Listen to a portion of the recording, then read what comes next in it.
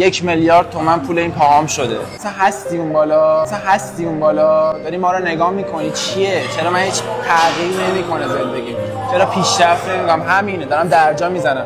این اتفاق افتاد، قشنگ حسش کردم، فهمیدم که اون بالا هست داره منو میبینه و بعد به گذشته نگاه میکنم چقدر نکات ریز بوده و مثلا حواسم نبوده. اول از همه به خدا ایمان آوردم و حس کردم که وجود داره. دوم از همه اینه که پدر و مادرمو میبینم اینقدر قوی موندن، دارن ادامه میدن و هستن کنارم و من میدونم که باید این حال خوب و انتقال بدم بهشون. خدا باید ببینه که آقا من تو رو اگه زنده نگه داشتم، تو قرار نیست بیفتی گوشه خونه، باید ادامه بدی، باید بجنگی، تلاش بکنی و هر لحظه حالت بهتر از دفعه قبل بشه، همش بری جلو.